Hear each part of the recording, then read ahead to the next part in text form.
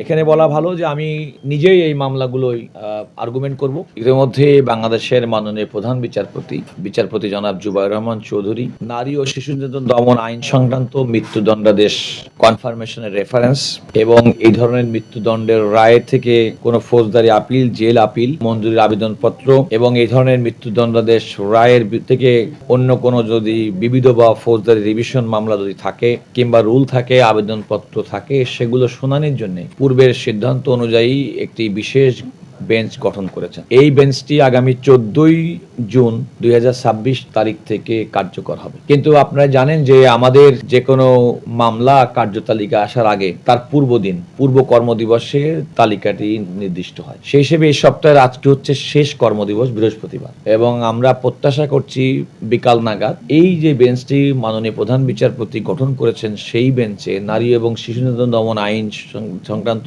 কিংবা সেই রায় থেকে উদ্ভূত যে মামলা, যেগুলো আমি ইতিমধ্যেই বলেছি, সেগুলো স্থান পাবে, তালিকাভুক্ত হবে এবং রবিবার থেকে শুনানি হবে। আপনারা জানেন যে দুজন মাননীয় বিচারপতি এই মামলার শুনানির জন্য মনোনীত হয়েছেন, মাননীয় বিচারপতি জনাব ভীষ্মদেব চক্রবর্তী এবং মাননীয় বিচারপতি জনাব কে এম রাশেদুজ্জামান রাজা। তারা অত্যন্ত দক্ষ বিচারপতি এবং অভিজ্ঞ বিচারপতি। এই জাতীয় মামলার শুনানি এবং নিষ্পন্ন করার ক্ষেত্রে তাদের অতীত অভিজ্ঞতা রয়েছে। সেক্ষেত্রে আমরা মনে করি যে নারী এবং শিশু নির্যাতন দমন আইন সংক্রান্ত মৃত্যুদণ্ডাদেশ এর যে সমস্ত আপিল কিংবা এতৎ সংক্রান্ত অন্যান্য মামলা পেন্ডিং আছে, সেগুলো দ্রুত নিষ্পন্ন করা সম্ভব হবে। এখানে একটি কথা বলে রাখা ভালো যে আজকে পর্যন্ত এই বেঞ্চের যিনি প্রিজাইডিং জাজ মাননীয় বিচারপতি জনাব ভীষ্মদেব চক্রবর্তী, তিনি অন্য একটা অধিক্ষেত্রের মামলা আজকে শুনানি করছেন। সেই কোর্টে আমাদেরও রাষ্ট্রের পক্ষে মামলা ছিল। আমার মামলা শুনানি শেষে আমি মাননীয় বিচারপতি জনাব ভীষ্মদেব চক্রবর্তীর দৃষ্টি আকর্ষণ করেছি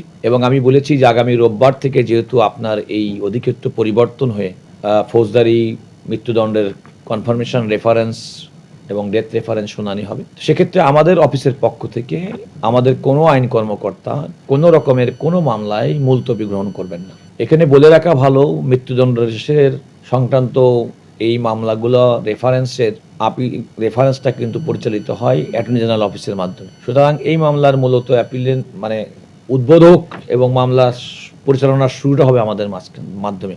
ইতিমধ্যেই আমি আমার অফিসে আমরা জানতে পেরেছি যে রামিসা হত্যা মামলা, যেটা খুবই আলোচিত সাম্প্রতিক মামলা, তারও সমস্ত রেফারেন্সের নথি সুপ্রিম কোর্টে চলে এসেছে।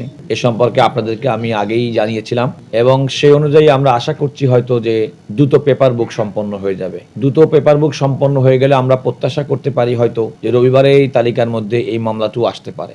এছাড়া অন্যান্য এই জাতীয় যে মামলা আছে, সে মামলাগুলো যেভাবে আসবে সেগুলো আমরা শুনানি করব। আমাদের পক্ষ থেকে অ্যাটর্নি জেনারেল অফিসের যারা এই জাতীয় মামলার শুনানিতে অভিজ্ঞ, তাদেরকে দিয়ে স্পেশাল টিম করে দেওয়া হয়েছে, আইনজীবীদের প্যানেল তৈরি করে দিয়েছি। আজকের লিস্ট দেখে শুক্রবার এবং শনিবার বন্ধের দুদিন মামলাটা পড়াশোনা করবেন, স্টাডি করবেন, আর্গুমেন্ট তৈরি করবেন, যাতে রোববার থেকে আমরা আদালতকে ইফেক্টিভলি আমরা এই মামলাগুলো পরিচালনা করতে পারি। এখানে বলা ভালো যে আমি নিজেই এই মামলাগুলোই আর্গুমেন্ট করব। আমি প্রত্যাশা করি যে রাষ্ট্রের এবং আইনের শাসন, বাংলাদেশের বিচার বিভাগের স্বাধীনতা এবং বাংলাদেশের বিচার বিভাগের প্রতি মানুষের যে প্রত্যাশা, অ্যাটর্নি জেনারেল হিসেবে অ্যাটর্নি সার্ভিসের কাছে যে মানুষের প্রত্যাশা, যে রাষ্ট্রকে প্রপারলি যথাযথভাবে প্রতিনিধিত্ব করবেন, সেটা আমরা করতে সক্ষম হব বলে আমরা মনে করি।